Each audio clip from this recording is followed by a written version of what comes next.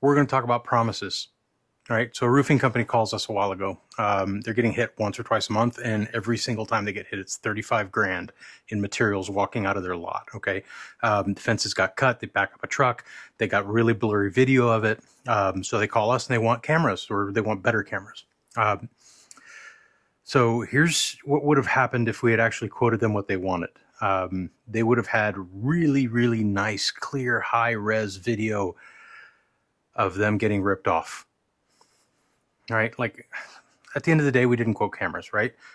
We asked one question: what do you actually want to happen? Now, what do you want not what do you want installed, but what problem needs to be gone?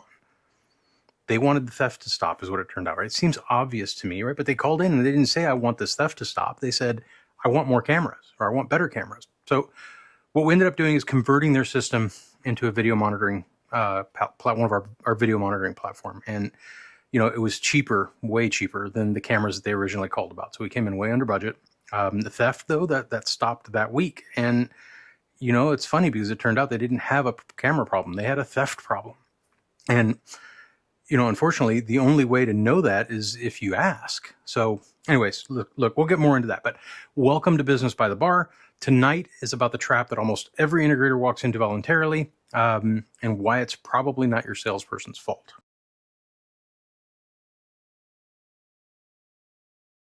But let me introduce you to tonight's whiskey. Evan Williams, bottled in bond. What a strange whiskey to pick, right? But there's a reason.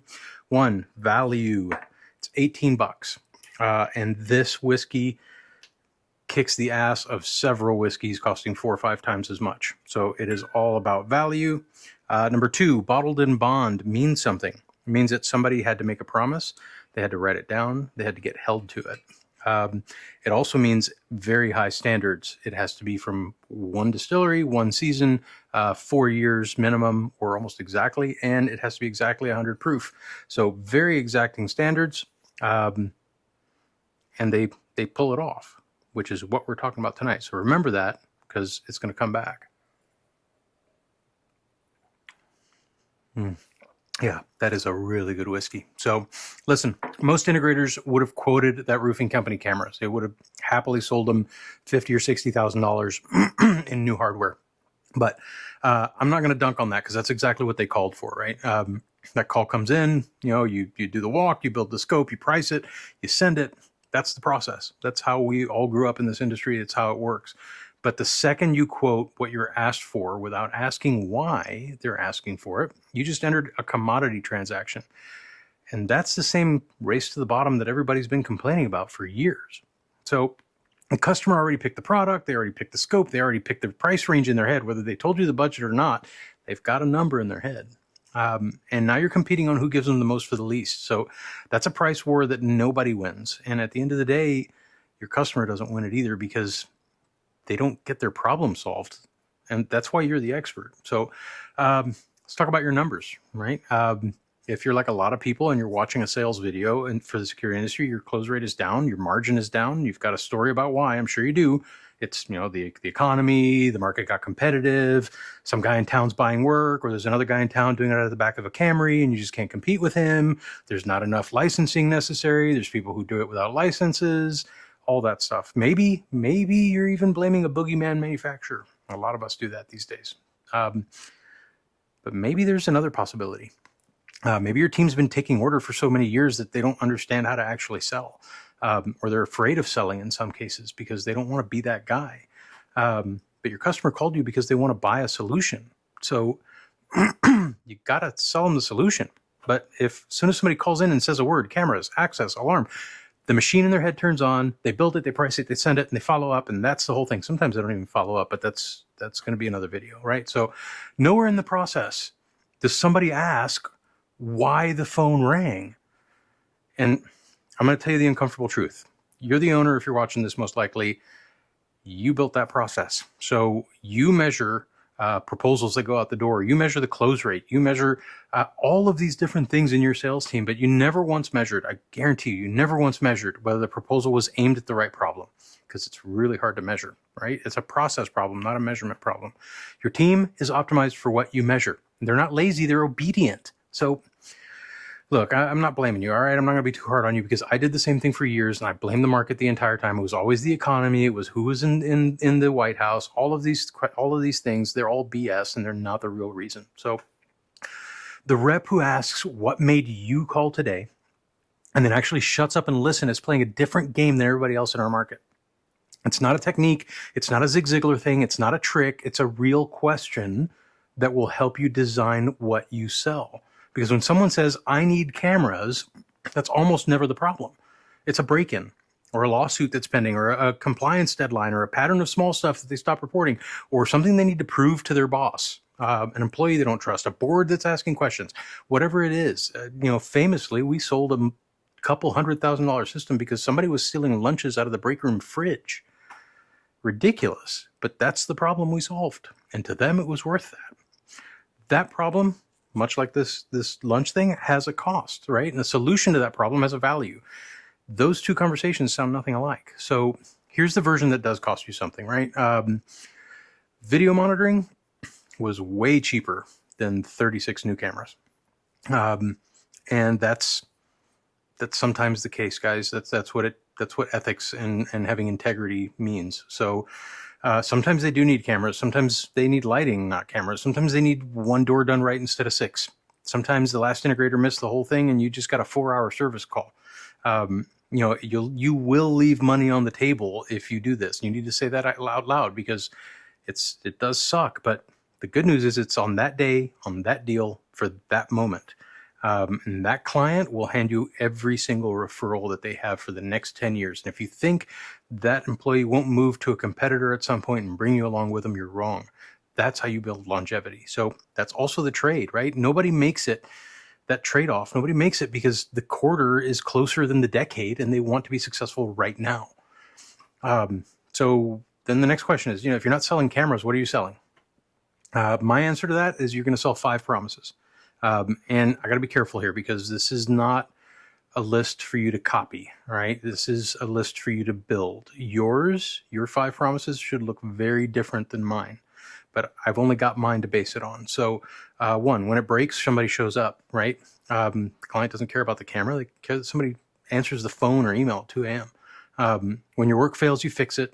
In our case, we have plans for no additional billing and we can afford that and we do that the right way.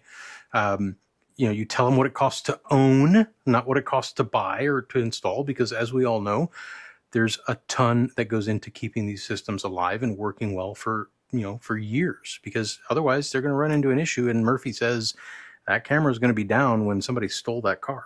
So 4, you put it in writing. Remember, bottled in bond, you put it in writing and you keep your promise. So always on budget, and it works because that facilities manager that's signing that purchase order or that approving that purchase, if it doesn't work, they're the one who eats it.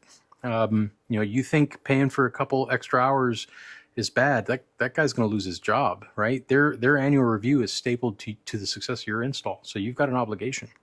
5, you tell them when what they asked for isn't what's going to solve their problem, especially if the right answer is cheaper. And again, that part sucks.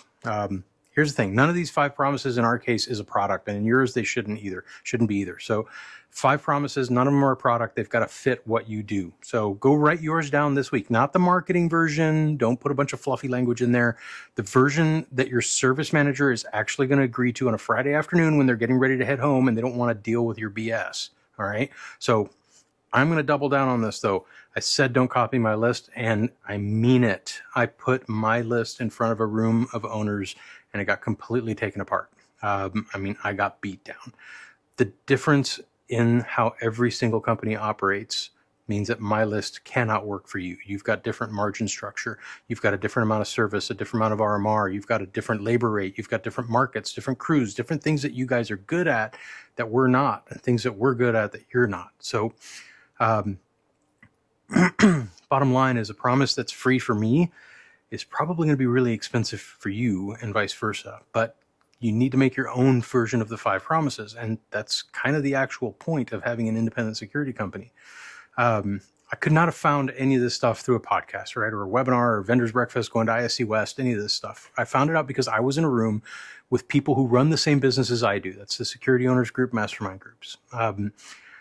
in these rooms, you don't have a reason to be polite about this. You're technically with your competitors, geographically protected in most cases. But the thing that nobody tells you about owning a security company is that you're surrounded, any company, you're surrounded by people all day: technicians, project managers, customers, reps, admin, accountants. And there's nobody that you can ask these questions to. So your team, they can't answer. You got to walk in that room every day with a smile on your face, even when the world is crashing down around you. Your spouse, they shouldn't have to answer these questions, because when you come home, you shouldn't be bringing your crap with you.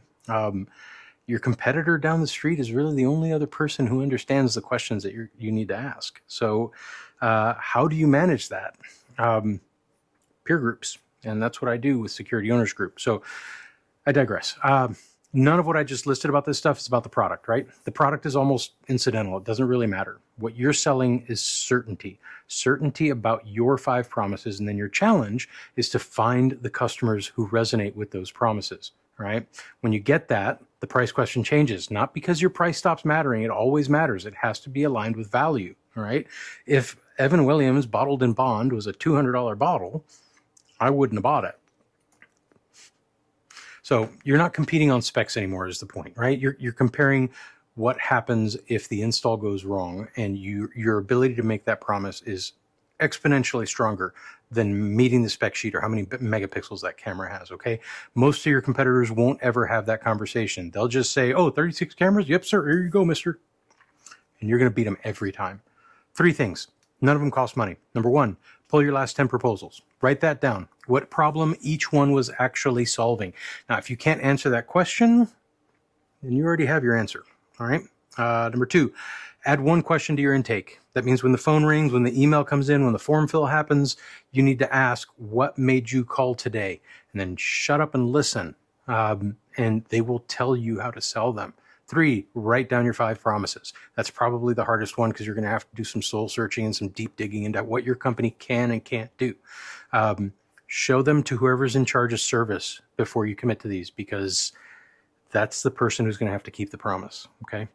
So that's a free week of work, and that'll tell you more about your margin problem than any other pricing exercise or simply raising your labor rate. Okay. If you want the documented practitioner version, all the questions that you ask on intake, the cost of ownership math, what the written promise conversation looks like when somebody's on the fence, how you actually sell them, all of that stuff is in the vault for Security Owners Group. This is going out before we go live with the vault. The vault goes live September 15th, 2026. So if it's after that date, it's already live. If it's before that, then go check out securityownersgroup.com. But there's a link in either the comments or in the description below. So take a look at that. But honestly, that document is kind of the smaller part of it, right? The bigger part is the peer group. It's Security Owners Group is, I think at this point, we've got almost 800 members in the free group on Facebook. That's 800 people who are in your shoes.